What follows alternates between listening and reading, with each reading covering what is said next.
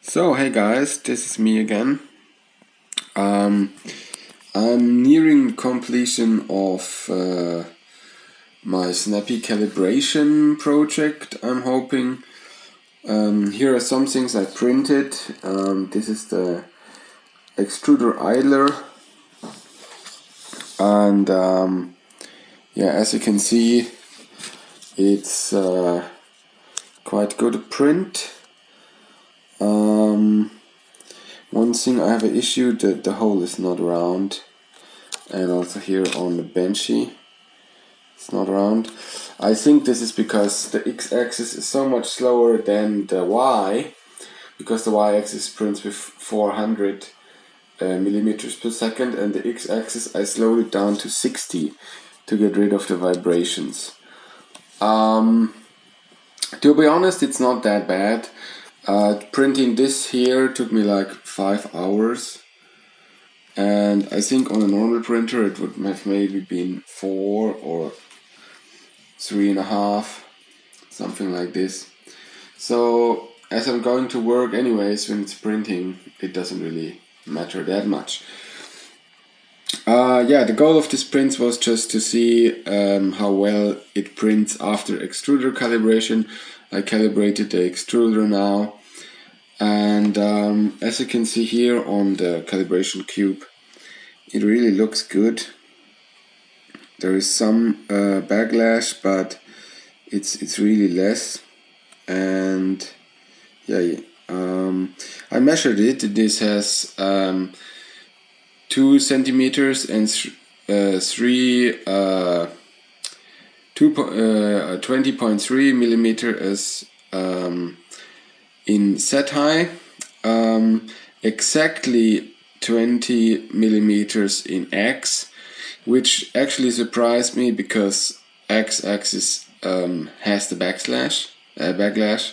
So yeah, it's still measured perfectly, and Y has I think it was 22 or 21 or something. So basically this is a good square cube. Also the bottom layer is quite good. It's just about well, you can see that it has these ridges and stuff, so it's mostly a cosmetic issue and it's not so much technical. To prove that, I printed this first calibration part, first replication part on the Snappy, and this one is the new here. I printed this yesterday because the filament was escaping the extruder idler, and sometimes it would not extrude. And this new version with this top here does help, and the issue is now gone.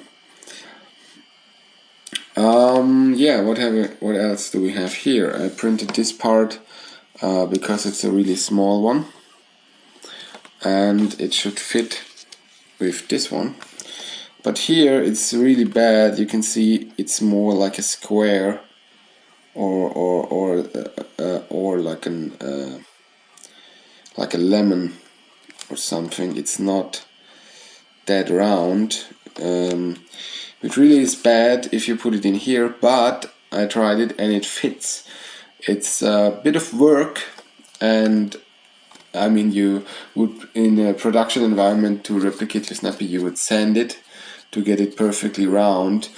But also I'm trying to do some firmware stuff, maybe slow down Y again a bit to make it a bit more round. But also I believe there is like a hardware component, because Joe Prusa said something that with trinamic drivers round holes would be really round now.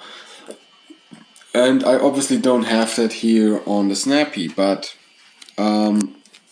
first I printed this part here to get a sense how this will hold up, and then I printed these two.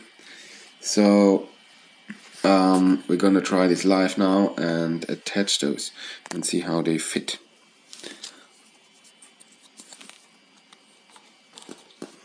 To be honest, this is basically Prusa slop, which is 0.07, and a normal Snappy would have a slop value of 0.2, but it actually fits, and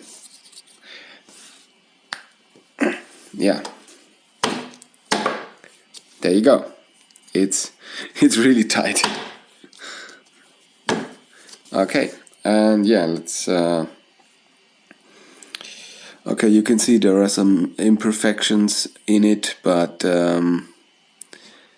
yeah, it actually fits. So I believe this would be a good test for replicating Snappy. So I think it can be done with this machine, even if I have not found a proper solution for the backlash or the vibration of the x-axis, or how you want to call it anyway. So I've looked into another firmware setting from Marlin.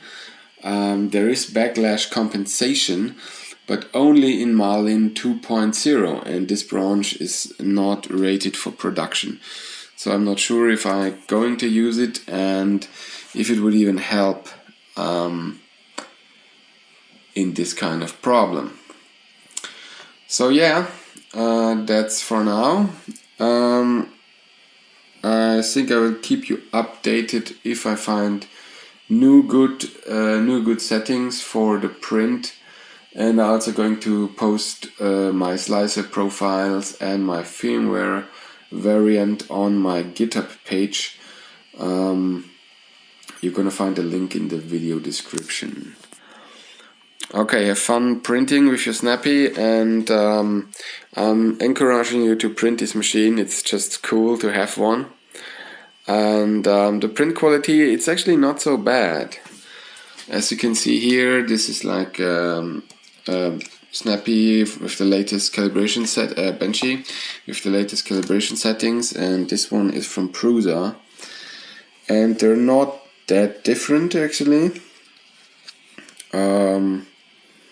As you can see here, it's quite a good machine. If it's your first 3D printer, or if you buy a small one or a cheap one and you just want to print this, or you print this out for a friend, it's not bad.